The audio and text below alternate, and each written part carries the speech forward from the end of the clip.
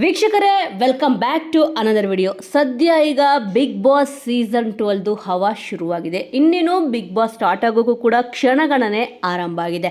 ಸದ್ಯ ನಿಮಗೆ ಗೊತ್ತಿರೋ ವಿಚಾರ ಏನಕ್ಕೆ ಅಂತಂದರೆ, ಬಿಗ್ ಬಾಸು ಈಗ ಆರಂಭ ಆಗ್ತಿದೆ ಅಂತಂದರೆ ಇಲ್ಲಿ ಮೊದಲಿಗೆ ಪ್ರಶ್ನೆ ಉಟ್ಕೊಳ್ಳೋದೇನಪ್ಪ ಅಂತಂದರೆ, ಕಳೆದ ಸೀಸನ್ ನೀವೆಲ್ಲರೂ ಕೂಡ ನೋಡಿರ್ತೀರ. ಬಿಗ್ ಬಾಸ್ ಸೀಸನ್ 11 ಇಲ್ಲಿ ಇನ್ನೇನು ಎಂಡ್ ಆಗ್ತಿದೆ ಅನ್ಬೇಕಾದ್ರೆ ಇಲ್ಲಿ ಕಿಚ್ಚ ಸುದೀಪ್ ಅವರು, ಇದು ನನ್ನ ಕೊನೆಯ ಸೀಸನ್ನು, ಬಿಗ್ ಬಾಸ್ ಸೀಸನ್ 11 ನಾನು ಹೋಸ್ಟ್ ಮಾಡೋದು, ನೆಕ್ಸ್ಟ್ ಸೀಸನ್ 12ನ ಹೋಸ್ಟ್ ಮಾಡಲ್ಲ ಅಂತ ಅಂದ್ಬಿಟ್ಟು ಸ್ವತಃ ಅವರೇ ಹೇಳ್ಕೊಂಡಿದ್ರು.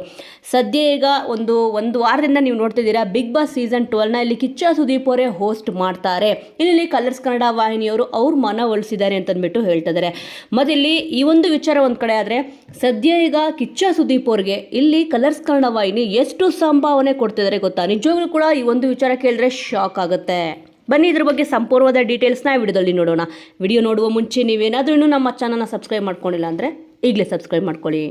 ಇನ್ನಿಲ್ಲಿ ಸದ್ಯ ಒಂದು ವಾರದಿಂದ ಏನಪ್ಪ ಇಲ್ಲಿ ವಿಚಾರ ಅಲ್ಲಿ ಹರಿದಾಡ್ತಿದೆ ಅಂತಂದರೆ, ಬಿಗ್ ಬಾಸ್ನ ಇಲ್ಲಿ ಹೋಸ್ಟ್ ಮಾಡೋಕ್ಕೆ ಕಿಚ್ಚ ಸುದೀಪ್ ಅವರು ಕಂಡೀಷನ್ಗಳನ್ನ ಹಾಕಿದ್ದಾರೆ ಅಂತಂದ್ಬಿಟ್ಟು. ನಿಜವಾಗ್ಲೂ ಕೂಡ ಈ ರೀತಿ ಕಂಡೀಷನ್ ಹಾಕಿದ್ದು ತುಂಬಾ ಒಳ್ಳೆಯದು ಅಂತ ಕೂಡ ಇಲ್ಲಿ ಹೇಳ್ಬೋದು. ಏನಕ್ಕೆ ಅಂತಂದರೆ, ಇಲ್ಲಿ ಆಲ್ಮೋಸ್ಟ್ ಬಿಗ್ ಬಾಸ್ನ ಇಲ್ಲಿ ಸ್ವಲ್ಪ ಜನ ಬೈಯೋರು ಇದ್ದಾರೆ, ಹೊಗಳೋರು ಇದ್ದಾರೆ.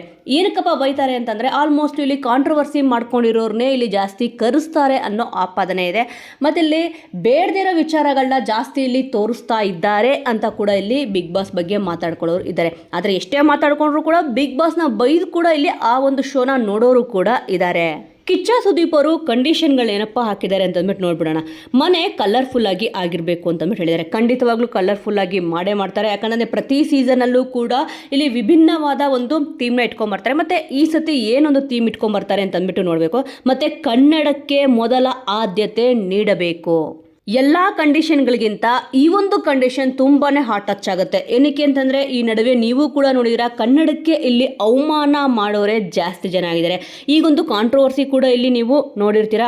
ಕನ್ನಡ ಹುಟ್ಟಿದ್ದು ತಮಿಳಿನಿಂದ ಅಂತಂದ್ಬಿಟ್ಟು ಕಮಲ್ ಹಾಸನ್ ಅವರು ಹೇಳಿದರು. ಬಟ್ ಈ ರೀತಿಯಾದ ಒಂದು ಕಂಡೀಷನ್ ಹಾಕಿದ್ದು ಕಿಚ್ಚ ಸುದೀಪ್ ಅವರು ತುಂಬಾ ಒಳ್ಳೆಯದು ಅಂತ ಕೂಡ ಹೇಳ್ಬೋದು. ಏನಕ್ಕೆ ಅಂತಂದರೆ, ಕನ್ನಡ ಬಿಗ್ ಬಾಸು ತುಂಬಾ ಇಲ್ಲಿ ಫೇಮಸ್ ಆಗಿದೆ. ಮತ್ತು ಇದನ್ನು ನೋಡೋ ಸಂಖ್ಯೆ ಕೂಡ ಜಾಸ್ತಿ ಇದ್ದಾರೆ.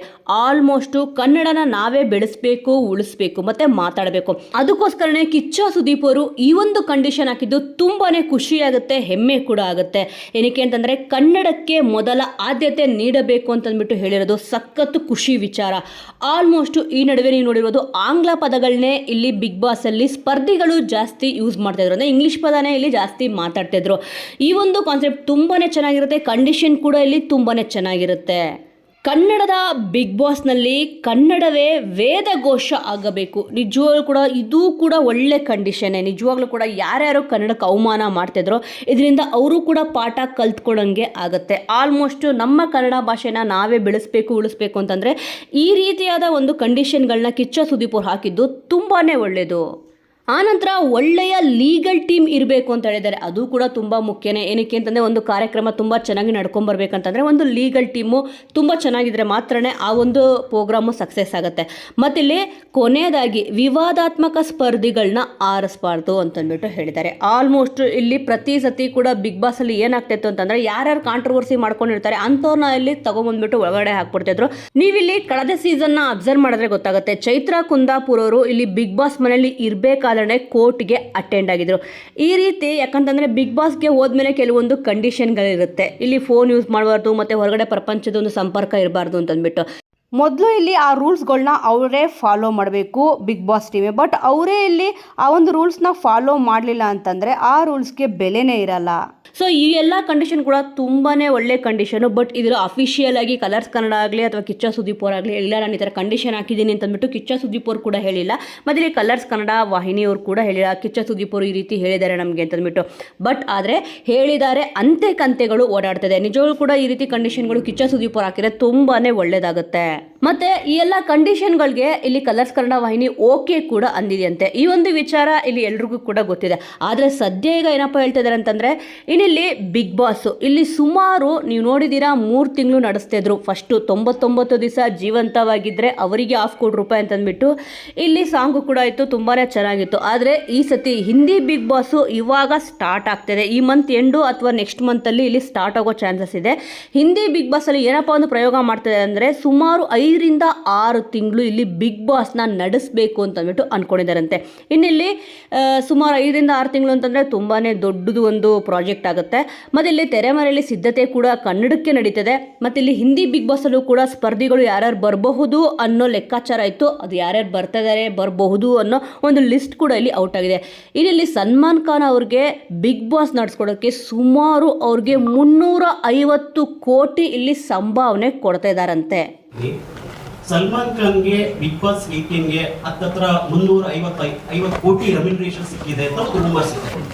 ಸೊ ನಿಮ್ಮ ಕನ್ನಡದಲ್ಲಿ ಸುದೀಪ್ ಸರ್ಗೆ ನಿಮ್ಮ ಕಂಪನಿ ಅಥವಾ ನೀವು ಎಷ್ಟು ಸಂಭಾವನೆ ಕೊಟ್ಟಿದ್ದೀರಾ ನೋಡಿ? ಇವಾಗ ಹಿಂದಿ ಬಿಗ್ ಬಾಸಲ್ಲಿ 350 ಕೋಟಿ ಸಲ್ಮಾನ್ ಖಾನ್ ಅವರು ಸಂಭಾವನೆ ಪಡೀತಿದ್ರೆ, ಇನ್ನು ಕನ್ನಡದಲ್ಲಿ ಕಿಚ್ಚ ಸುದೀಪ್ ಅವ್ರಿಗೆ ಈ ಬಾರಿ ಅಂದರೆ ಬಿಗ್ ಬಾಸ್ ಸೀಸನ್ 12ಗೆ ಇಲ್ಲಿ ಒಪ್ಪಿಸಿದ್ದಾರೆ. ಬಟ್ ಆದರೆ ಸದ್ಯ ಒಂದು ಕನ್ಫರ್ಮೇಷನ್ ಆದ ಇನ್ಫಾರ್ಮೇಷನ್ ಅಲ್ಲ ಇದು.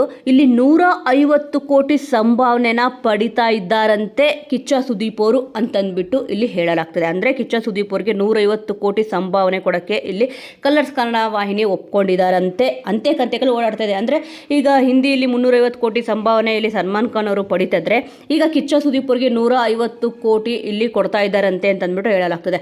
ಸೊ ವೀಕ್ಷಕರೇ, ಸದ್ಯ ಈಗ ಈ ಬಾರಿ ಬಿಗ್ ಬಾಸ್ ಸೀಸನ್ 12 ಸಿಕ್ಕಾಪಟ್ಟೆ ಸದ್ದು ಮಾಡೋಕ್ಕಂತೂ ರೆಡಿಯಾಗಿದೆ.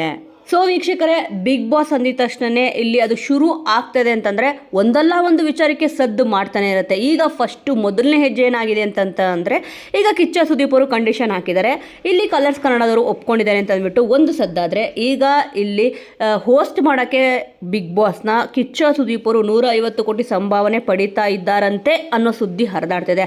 ಮತ್ತಿಲ್ಲಿ ಮುಂದೆ ಈಗ 5ರಿಂದ 6 ತಿಂಗಳು ಬಿಗ್ ಬಾಸ್ನ ನಡೆಸ್ತಾರಾ, ಇಲ್ಲ ಅಂತಂದರೆ ನೀವು ಲಾಸ್ಟ್ ಸೀಸನ್ ಕೂಡ ನೋಡಿದರೆ 120 ದಿವಸ ಅಂದರೆ 4 ತಿಂಗಳು ಬಿಗ್ ಬಾಸ್ನ ನಡೆಸ್ತಾರಾ ಅಂತಂದ್ಬಿಟ್ಟು ನೋಡಬೇಕಿದೆ. ಹಿಂದಿ ಬಿಗ್ ಬಾಸಲ್ಲಿ ಒಂದು ವೇಳೆ ಇಲ್ಲಿ 5ರಿಂದ 6 ತಿಂಗಳು ನಡೆಸಿದ್ರು ಅಂತ ಅಂದರೆ, ಕನ್ನಡದಲ್ಲೂ ಕೂಡ 5ರಿಂದ 6 ತಿಂಗಳು ನಡೆಸೋ ಸಾಧ್ಯತೆ ಕೂಡ ಇಲ್ಲಿ ಹೆಚ್ಚಿರುತ್ತೆ. ಸದ್ಯ ಈಗ ಕಿಚ್ಚ ಸುದೀಪ್ ಅವರು ಕಂಡೀಷನ್ಗಳಂತೂ ಹಾಕಾಗಿದೆ. ಇಲ್ಲಿ ಇದ್ರ ಪ್ರಕಾರನೇ ಇಲ್ಲಿ ಟೀಮ್ ಅವ್ರು ಕೂಡ ನಡ್ಕೋಬೇಕಾಗುತ್ತೆ, ಕಲರ್ಸ್ ಕನ್ನಡ ಟೀಮ್ ಅವರು. ಈಗ ಸ್ಪರ್ಧಿಗಳನ್ನ ಇವರು ಆಯ್ಕೆ ಮಾಡ್ತಾರಲ್ಲ, ಅದರಲ್ಲೇ ಸಿಕ್ಕಾಪಟ್ಟೆ ಇಲ್ಲಿ ಕ್ಯೂರಿಯಾಸಿಟಿ ಹುಟ್ಟಿಸಿದೆ. ಆಲ್ಮೋಸ್ಟ್ ಇಲ್ಲಿ ನೀವು ನೋಡಿರ್ತೀರ, ಕಾಂಟ್ರವರ್ಸಿ ಮಾಡ್ಕೊಂಡಿದ್ರೆ ಸಾಕು ಬಿಗ್ ಬಾಸ್ಗೆ ಕರ್ಕೊಂಡ್ಬಿಡ್ತಾರೆ ಅಂತ ಅಂದ್ಬಿಟ್ಟು ಒಬ್ಬೊಬ್ರು ಬೇಕಂತಾನೆ ಕಾಂಟ್ರವರ್ಸಿಗಳನ್ನ ಮಾಡ್ಕೊತಿದ್ರು. ಈಗ ಇಲ್ಲಿ ಕಿಚ್ಚ ಸುದೀಪ್ ಅವರು ಕಂಡೀಷನ್ ಹಾಕಿರೋದ್ರಿಂದ ಕಾಂಟ್ರವರ್ಸಿ ಪರ್ಸನ್ಗಳು ಇರಲ್ಲ ಅಂತಂದರೆ ನಿಜವೂ ಕೂಡ ಈ ಸತಿ ಬಿಗ್ ಬಾಸ್ ವಿಭಿನ್ನವಾಗಿಯೇ ಕಾಣುತ್ತೆ. ಹೊಸ ಅಧ್ಯಾಯ ಅಂತ ಅಂದ್ಬಿಟ್ಟು ಇಲ್ಲಿ ಕಳೆದ ಸೀಸನ್ನಲ್ಲಿ ಹೇಳಿದರು. ನಿಜವಾಗ್ಲೂ ಕೂಡ ಕಳೆದ ಸೀಸನ್ ಹೊಸ ಅಧ್ಯಾಯ ಆಗಲಿಲ್ಲ. ಈ ಒಂದು ಬಿಗ್ ಬಾಸ್ ಸೀಸನ್ 12 ಹೊಸ ಅಧ್ಯಾಯ ಆಗೋ ಚಾನ್ಸಸ್ ಅಂತೂ ಎಲ್ಲ ಇದೆ. ಈಗ ಹಿಂದಿ ಬಿಗ್ ಬಾಸ್ 5ರಿಂದ 6 ತಿಂಗಳು ನಡೆದ್ರೆ, ಕನ್ನಡದಲ್ಲೂ ಕೂಡ ಇಲ್ಲಿ 100% ಆಗಿ 5ರಿಂದ 6 ತಿಂಗಳು ನಡೆಸೋ ಚಾನ್ಸಸ್ ಅಂತೂ ಹೆಚ್ಚಿರುತ್ತೆ.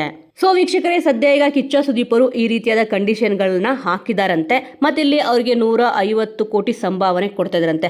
ನಿಮ್ಮ ಅನಿಸಿಕೆ ಪ್ರಕಾರ ಈ ಸತಿ ಬಿಗ್ ಬಾಸ್ ಸೀಸನ್ 12ಗೆ ಯಾವ್ಯಾವ ಸ್ಪರ್ಧಿಗಳು ಬಂದರೆ ಚೆನ್ನಾಗಿರುತ್ತೆ ಅಂತ ಅಂದ್ಬಿಟ್ಟು ನಿಮಗನ್ಸುತ್ತೆ? ಮತ್ತು ಇಲ್ಲಿ ಬಿಗ್ ಬಾಸ್ ಟೀಮು ಏನೊಂದು ಬದಲಾವಣೆಗಳನ್ನ ಮಾಡಬೇಕು, ಮತ್ತು ಈಗ ಕಿಚ್ಚ ಸುದೀಪ್ ಅವರು ಇಷ್ಟು ಕಂಡೀಷನ್ ಹಾಕಿದ್ದಾರೆ, ಮತ್ತು ಇಲ್ಲಿ ಯಾವ ರೀತಿ ಇಲ್ಲಿ ಬಿಗ್ ಬಾಸ್ ಟೀಮ್ ಅವರು ಒಂದು ಬೇಕಾಗಿರೋ ಪ್ರಾಜೆಕ್ಟ್, ನಿಮಗೆ ಗೊತ್ತಿದೆ ಇಲ್ಲಿ ಹಲವಾರು ಆಟಗಳನ್ನ ಇಲ್ಲಿ ಮತ್ತೆ ರಿಪೀಟ್ ಮಾಡ್ತಾ ಇದ್ದಾರೆ, ಆ ಒಂದು ಆಟಗಳಲ್ಲಿ ಏನಾದರೂ ಬದಲಾವಣೆ ಮಾಡಬೇಕಾ? ಈ ಎಲ್ಲ ವಿಚಾರಗಳ ಬಗ್ಗೆ ನಿಮ್ಮ ಅನಿಸಿಕೆ, ಅಭಿಪ್ರಾಯ ಏನಿದೆ ಅನ್ನೋದನ್ನು ಮಿಸ್ ಮಾಡದೆ ಕಮೆಂಟ್ ಮೂಲಕ ತಿಳಿಸಿ. ಮುಂದಿನ ವಿಡಿಯೋದೊಂದಿಗೆ ಮತ್ತೆ ಸಿಗೋಣ.